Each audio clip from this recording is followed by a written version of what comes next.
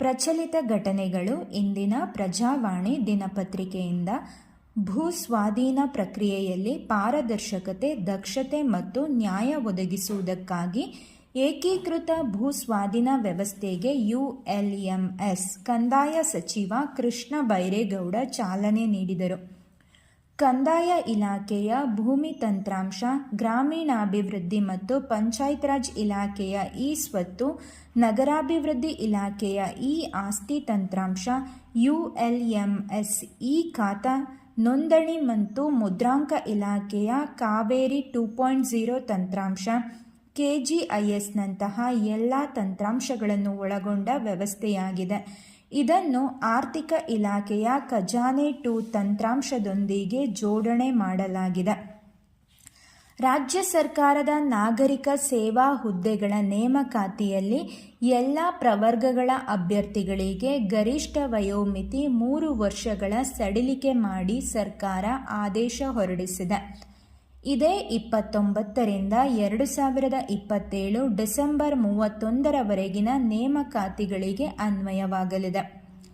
ಎಕ್ಸ್ನ ಸಂಸ್ಥಾಪಕ Elon Musk, ಕೇಂದ್ರ ನಗರ ಪಾಲಿಕೆ ಆಯುಕ್ತ ಬಿಸಿಸಿಸಿ Rajendra Cholan, world heart day September 29, ಕೇಂದ್ರ ಗೃಹ ಸಚಿವ ಅಮಿತ್ ಶಾ, ಹೈದರಾಬಾದ್ನ ಲಸಿಕಾ ತಯಾರಿಕಾ company Indian immunological limited IIL ಸೋಂಕಿತ ಜಾನುವಾರುಗಳ ಮೂಗು ಮತ್ತು ಗಂಟಲಿನ ಉರಿಯೂತ ಐಬಿಆರ್ ಕಾಯಿಲೆಗೆ ಭಾರತದ ಮೊದಲ ಲಸಿಕೆ ಜೀನ್ ಡಿಲೇಟೆಡ್ ದಿವಾ ಅಭಿವೃದ್ಧಿಪಡಿಸಿ ಸೋಮವಾರ ಬಿಡುಗಡೆ ಮಾಡಿದೆ. 1925 ಸೆಪ್ಟೆಂಬರ್ 27ರಂದು ಮಹಾರಾಷ್ಟ್ರದ ನಾಗ್ಪುರದಲ್ಲಿ ಆರಂಭವಾದ ರಾಷ್ಟ್ರೀಯ ಸ್ವಯಂ ಸೇವಕ ಸಂಘ RSS 100 ವರ್ಷ ಪೂರೈಸಿದೆ. ಬಿಳಿ ಅಂಗಿ, ಕಾಕಿ ಚಡ್ಡಿ ಆರಂಭದಿಂದಲೂ RSSನ ಸಮವಸ್ತ್ರವಾಗಿತ್ತು. ಸಂಘ ಸ್ಥಾಪನೆಯಾಗಿ 92 ವರ್ಷಗಳ ನಂತರ 2016ರಲ್ಲಿ ಸಮವಸ್ತ್ರವನ್ನು ಕಾಕಿ ಚಡ್ಡಿಯ ಬದಲಿಗೆ ಕಾಕಿ ಪ್ಯಾಂಟ್ಗೆ ಬದಲಾಯಿಸಲಾಯಿತು.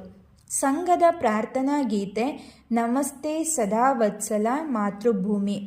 ತಮಿಳುನಾಡು ಮುಖ್ಯಮಂತ್ರಿ MK ಸ್ಟಾಲಿನ್, ಕೇಂದ್ರ ಹಣಕಾಸು ಸಚಿವೆ ನಿರ್ಮಲಾ ಸೀತಾರಾಮನ್, ಇಸ್ರೇಲ್ನ ಪ್ರಧಾನಿ ಬೆಂಜಮಿನ್ ನೆತನ್ಯಾಹು, ಅಸ್ಸಾಂನ ಮುಖ್ಯಮಂತ್ರಿ ಹಿಮಂತ ಬಿಸ್ವಾ, ಕತಾರ್ ಪ್ರಧಾನಿ Mohammed bin Abdul Rahman Al Thani 1950 September 30ರಂದು ಹಾಲೆಂಡ್ ಮತ್ತು ಬ್ರೆಜಿಲ್ ವಿಶ್ವಸಂಸ್ಥೆಯ ಭದ್ರತಾ ಮಂಡಳಿಯ ಸದಸ್ಯ